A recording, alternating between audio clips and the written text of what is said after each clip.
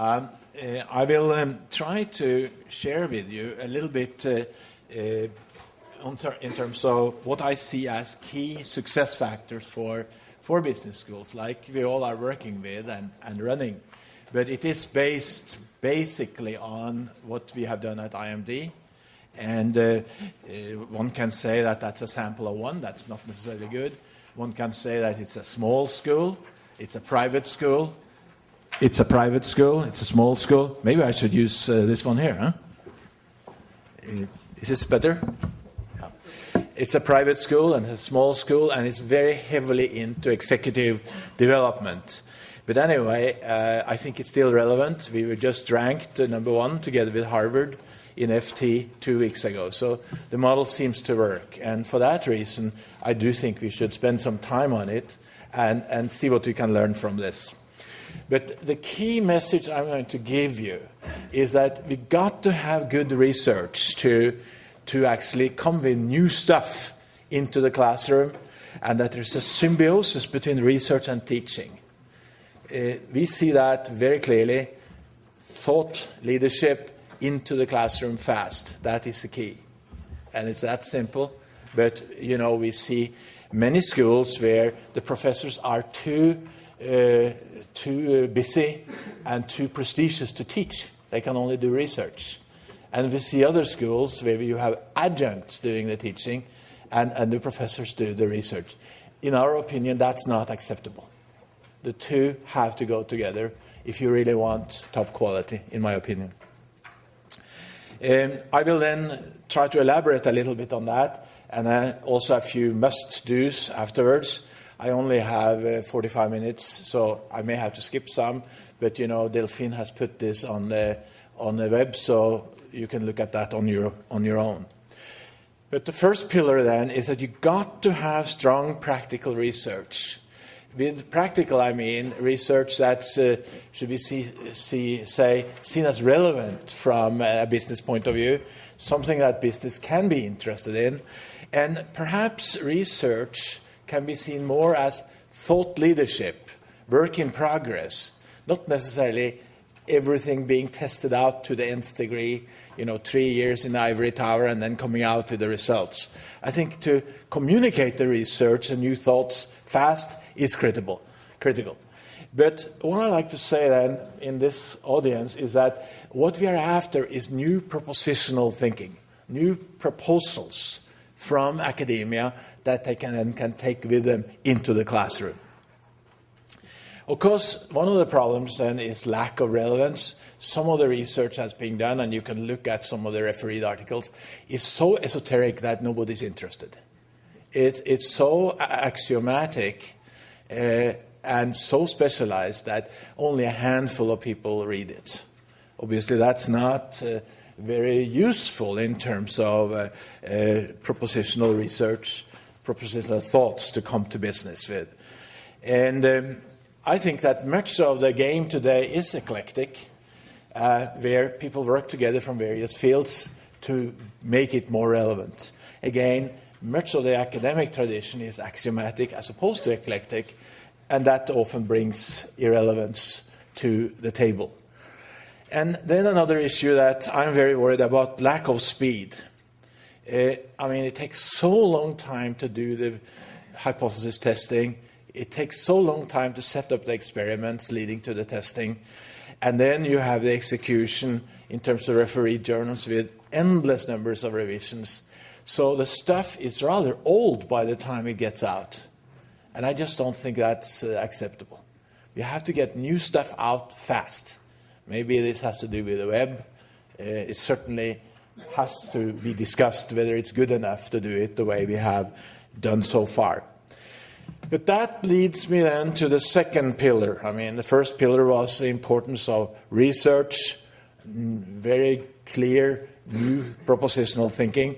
The second pillar, or the other side of the coin, is the interface with practitioners in the classroom. That you need to expose leading executives to those new thoughts and do it fast in the classroom. And I think that it's important that the classroom then is filled with, should we say, learners from all over the world. not only Norwegians or Swiss, or in Switzerland we have French, German, and Italian. That helps a little. But it's very, very important that there is variety in the classroom. Not only German, but variety. Sorry about that. And thought leadership then also means focusing on dilemmas. Executives want dilemmas. They want new thoughts, but new thoughts that they then can discuss, as opposed to saying, research tells me that this is the truth. There's very few truths. Lots of dilemmas. But what we really want to get out of those practitioners then is the best of what we could call practice, the best of prescriptive thinking. And that's really the second pillar. Now, what are some of the problems with that? Very often difficult to bring new research into the classroom. And we take out the old foils, the old silver bullets, and we don't necessarily bring in new stuff, as we should. Also, we can have uneven quality in the classroom. You know, it may not be the kind of discussion partners we expect.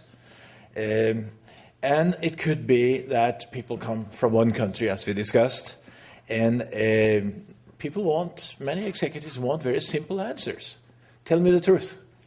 And sadly, there are very few truths. There's a lot of dilemmas. And so we can see that there's tension here too. It's easier said than done to really have a classroom which can build the prescriptive dimension that we want to have. But if this works, it's really fascinating to see that the best from research, real world, real learning, meets the best from the classroom, the global meeting place. And the two really reinforce each other. That means that research is never finished. We learn all the time new research insights from the interaction we have in the classroom. The people in the classroom learn all the time from the research insights, and it's a continuous learning marathon by everybody. Everybody is led and being led. And the professor is not standing up there bombarding the students. It's one flat room, one flat process, two complementary sides, if this works. That brings me to a third pillar, and maybe I don't need to say too much about that, but obviously the world is virtual today. Much of this dialogue between research and teaching, between propositional and prescriptive thinking, goes on the web, and we have web pages, we have webcasts, and we actually are much more able to do action learning because much of this is going on in the companies. So, in my opinion, this agenda I just laid out is really enhanced by the new technology, if we do that right.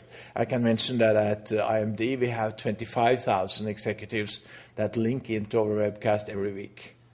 And we discuss the latest research, and it's interactive. And I think that's interesting, because everybody cannot travel to Lausanne or to Oslo for every class.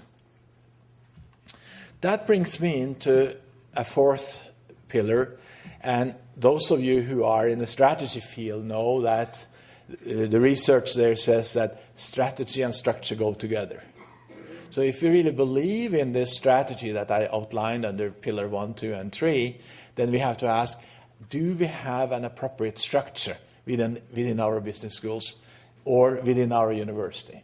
In my opinion, we need to ask some fundamental questions regarding the way we are structured and organized. I don't think that speed is necessarily discussed.